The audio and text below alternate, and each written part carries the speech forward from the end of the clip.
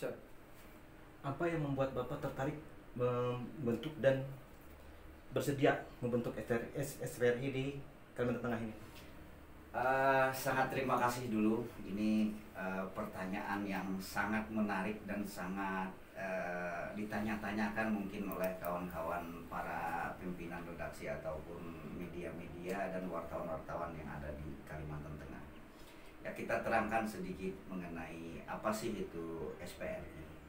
Jadi SPRI ini salah satu organisasi yang bergerak di bidang jurnalistik dan kewartawanan. Jadi organisasi ini menaungi beberapa media-media yang ikut bergabung di organisasi SPRI. Jadi SPRI ini kita beri penjelasan dulu kepada kawan-kawan sebelum kita mendirikan DPD di Kalimantan Tengah. Kita sudah mempelajari apa itu SPRI, apa itu visi dan misinya. Jadi kita SPRI ini kenapa sampai kita berminat dan jatuh hati ke SPRI. SPRI ini didirikan di Indonesia pada tanggal 17 Februari tahun 2000 di gedung Wirapursa Jakarta Pusat. Nah, jadi Serikat Pers Republik Indonesia ini berdiri di ibu kota negara kita Indonesia di Jakarta. Jadi SPRI ini adalah salah satu organisasi yang berdirinya sudah pada tahun 2000, sekarang sudah 2022 dan sampai ini 22 tahun sudah berdiri SPRI. Adapun asas dan pedoman SPRI, Serikat Pers Republik Indonesia ini asasnya ialah Ajas Pancasila dan Undang-Undang Dasar 1945. Nah, visi dan misi inilah membuat kita tertarik. Artinya semua organisasi punya visi dan misi tentang apa sih itu organisasi PES, PWI, EJTI, FG dan organisasi-organisasi PES lainnya yang bergerak di bidang media cetak, online maupun elektronik. Nah, jadi visi dan misi ini kemungkinan sama aja dalam kategori konteksnya dengan organisasi-organisasi lain yang ada di Indonesia. Salah satunya itu memperjuangkan kebebasan pers. Kebebasan pers ini katakanlah ini salah satu motivasi kita untuk dalam penulisan para jurnalistik ataupun wartawan-wartawan kita yang ada di Kalimantan Tengah, khususnya bagi formula-formula yang akan menulis berita, liputan ataupun wartawan-wartawan fotografer yang ada di Kalimantan Tengah. Jadi kebebasan pers ini bebas, tapi terkudini menyangkut kepada kode etik jurnalistik yang ada sudah diaturkan dalam Undang-Undang nomor 40 tahun 1999. Nah, itulah salah satu artinya kita jatuh hati tentang SPRI.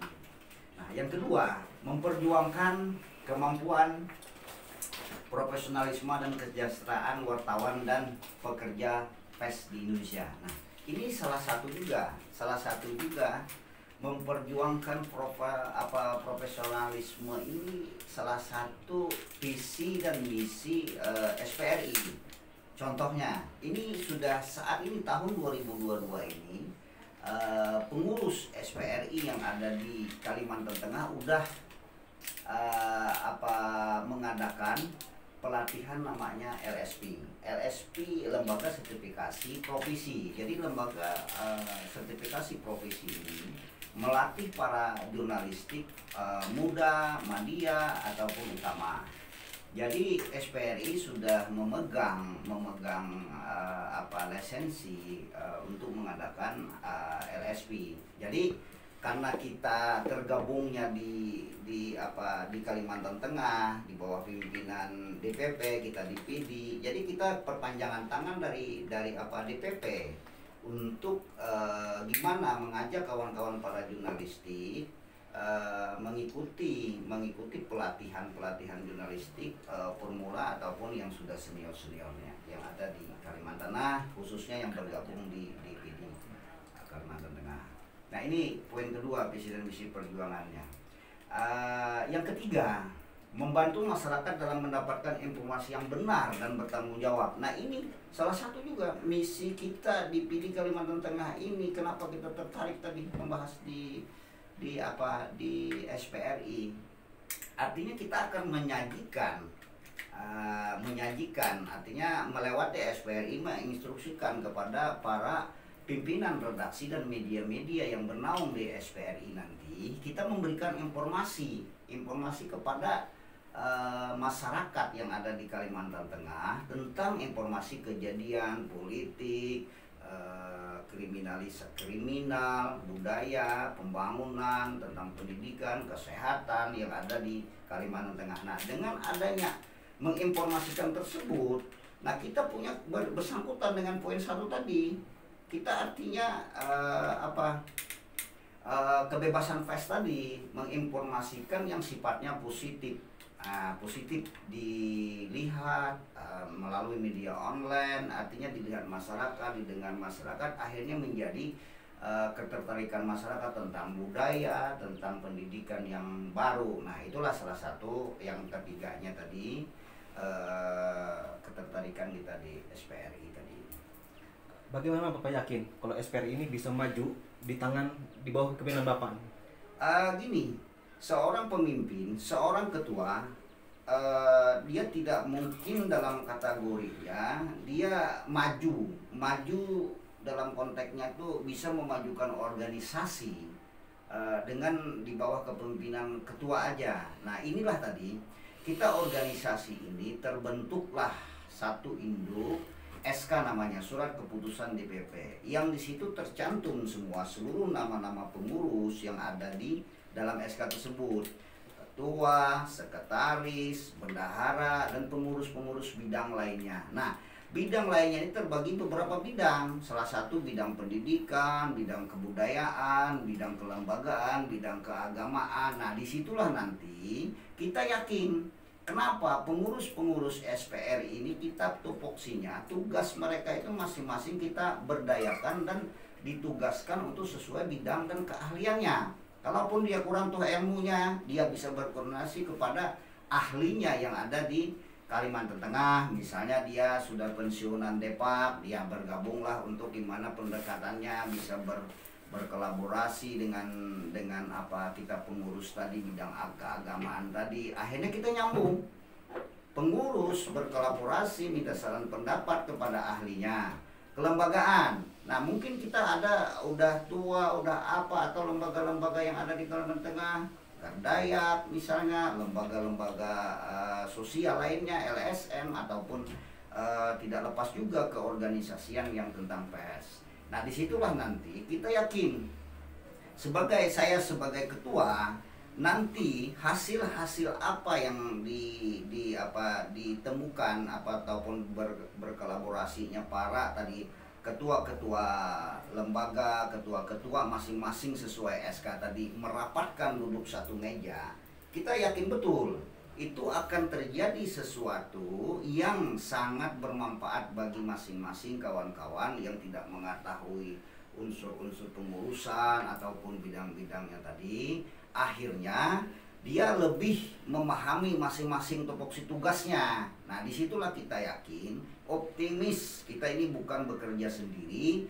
akan tetapi bekerja sama. Terbentuknya SK ini merupakan suatu tim yang akan tercipta dan akan memajukan SPRI, Dewan Pimpinan Serikat Pers Republik Indonesia yang ada di Kalimantan Tengah ini. Keinginan terdalam Bapak untuk mengembangkan SPRI ini ke depannya nanti?